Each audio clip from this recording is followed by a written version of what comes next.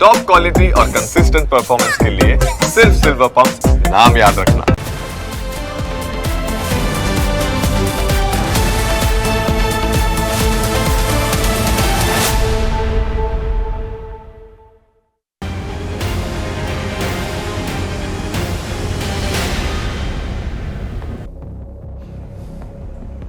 નમસ્કાર, પ્રાઇમ 9 સાથે હું છું જીગર। મોરબીના રાજકારણને તમે નજીકથી સમજશો તો સમજાશે કે એક જ પરિવારમાંથી બીજો નેતા ઊભો કરવામાં આવી રહ્યો છે।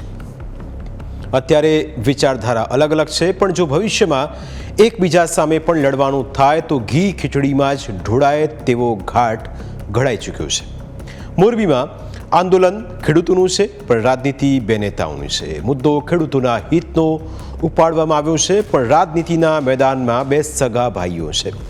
વિચારો કે કોઈ પણ મુદ્દો હોય તો બે વિરોધી પાર્ટીઓના નેતાઓ એકબીજા સામે આક્ષેપ કરે, પરંતુ અહીં કંઈક અલગ જ ખીચડી રંધાઈ રહી હોય તેવી સુગંધ આવી રહી છે। પહેલા આખો વિવાદ સમજીએ, પછી તેનું વિશ્લેષણ પણ કરીશું। આ મુદ્દો વીજ લાઇન માટે ખેડૂતોના ખેતરમાં ઊભા કરવામાં આવતા વીજ પોલના વળતરનો છે। મંત્રી કાંતિલાલ અમૃતિયા અને તેમના ભાઈ રાકેશ ઉર્ફે કાળુભાઈ અમૃતિયા સામસામે આવી ગયા છે। મોરબીમાં આયોજિત સેફટી સેમિનાર દરમિયાન મંત્રી કાંતિલાલ અમૃતિયાએ ખેડૂતોના ખેતરમાં નાખવામાં આવતા વીજ પોલના વળતર મુદ્દે મહત્વનું નિવેદન આપ્યું।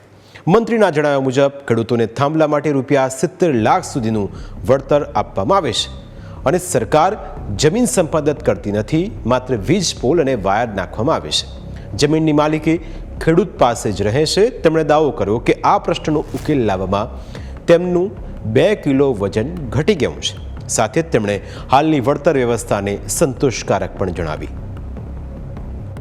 સરકારનો વહીવટ જોયો, કોંગ્રેસનો જોયો અને ભાજપનો જોયો। હું ભાજપમાં લોખા નથી કરતો, અહીંયા આવી તો સાચું જ કહું। હમણાં થાંભલા પર વળતું મારો વજન 2 કિલો ઘટી ગયો કીધું ને, અહીંયા એ બોલ્યો ને, અને અહીંયા રજૂઆત થાંભલામાં તમને હજી 90 લાખ છે। આટલું દેશા બધા 80 લાખ રૂપિયા એક થાંભલાને આપવાના, બોલ કેટલા હમણાં બોલ્યા, કેટલા 70 લાખ રૂપિયા વાઇટના થાંભલો તાર જમીન તમે લઈ નથી જવાના। 70 લાખ ઓછા કહેવાય મને પેલા કયો, એક થાંભલો નાખી તાર નાખી 70 લાખ એના વાઇટનો ચેક, જમીન તમારે ખાતે। જોકે મંત્રીના આ નિવેદન બાદ તેમના જ સગા ભાઈ અને જેતપર ગામના ખેડૂત કાળુભાઈ અમૃતિયાએ વળતો જવાબ આપ્યો। કાળુભાઈએ 70 લાખ રૂપિયા મળતા હોવાની વાતને સદંતર ખોટી ગણાવીને કહ્યું કે ખેતરમાં વીજ પોલ અને વીજ લાઇન નાખવાથી ખેતીને કાયમી નુકસાન થાય છે, સાથે જ આવી જમીન ખરીદવા માટે પણ લોકો તૈયાર થતા નથી। કાળુભાઈએ પોતાની 25 વીઘા સહિત અન્ય ખેડૂતોની અંદાજે 50 વીઘા જમીનનો ઉલ્લેખ કરતા સ્પષ્ટ કહ્યું કે ખેડૂતોને 70 કે 80 લાખ રૂપિયા નથી જોઈતા, પરંતુ કાયદા મુજબ જમીનની બજાર કિંમતનું 4 ગણું યોગ્ય વળતર જોઈએ। તેમણે આક્ષેપ કર્યો કે અગાઉ ખેડૂતોને પૂછ્યા વગર જ ખેતરોમાં વીજ પોલ નાખવામાં આવ્યા હતા અને હવે પણ ખેડૂતોની મંજૂરી વિના કામગીરી કરવાના પ્રયત્નો કરી રહ્યા છે। કાળુભાઈએ ચીમકી આપતા કહ્યું કે યોગ્ય વળતર નહીં મળે તો તેઓ પોતાના ખેતરમાં કોઈ પણ ભોગે વીજ લાઇન કે વીજ પોલ નાખવા દેશે નહીં।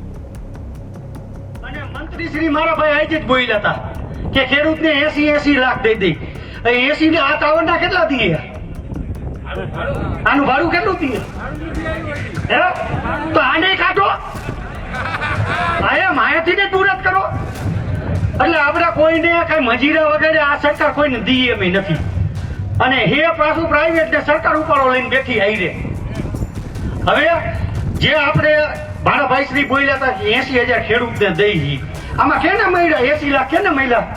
હાથું તો કરો તો। હવે એમને નાખી ગયા, ખાઈ દીધું નથી, એમને કરી ગયા ખેતરમાં અમારા દીકરા। અને 80 નથી જોતા, અમારે 4 લાખ કરોડ રૂપિયાનું નુકસાન અમે ખેતરમાં હિસાબ કરાવશે। આ એક થાંભલો નાખે એટલે એ ખેતરની કિંમત ઘટી જાય 50%, અને તાર આવે ને એને નીચે તો કોઈ બેનું કોઈ કઈ કામ કરી રાખવાના નથી। સરકારની નીતિના બચાવ સામે સ્વજનો જ વિરોધ પહેલી નજરે પક્ષ કે પરિવાર માટે નુકસાનકારક લાગે, પરંતુ રાજકીય વિશ્લેષણના દૃષ્ટિકોણથી જુઓ તો આ વિવાદ બંને નેતાઓ માટે અલગ અલગ રીતે ફાયદાકારક સાબિત થઈ શકે છે।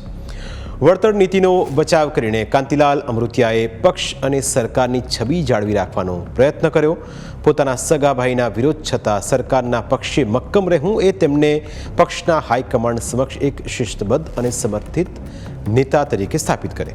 એટલું જ નહીં, ખેડૂતોનો પ્રશ્ન ઉકેલવા 2 કિલો વજન ઘટી ગયો હોય તેવું નિવેદન આપીને તેમણે એવી છબી ઉપસાવી કે પોતે ખેડૂતોના હિત માટે સખત મહેનત કરી રહ્યા છે.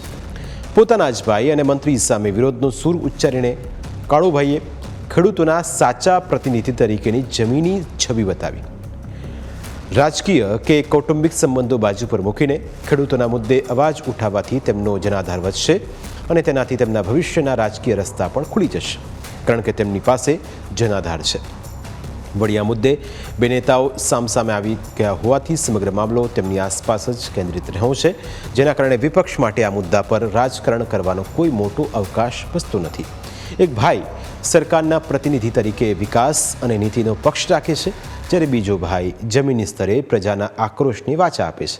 પરિણામે ખેડૂતોનું વળતર વધે કે ન વધે, સ્થાનિક સ્તરે પ્રજાનો વિશ્વાસ આ પરિવાર અને તેમના નેતૃત્વ પર જળવાયેલો રહેશે.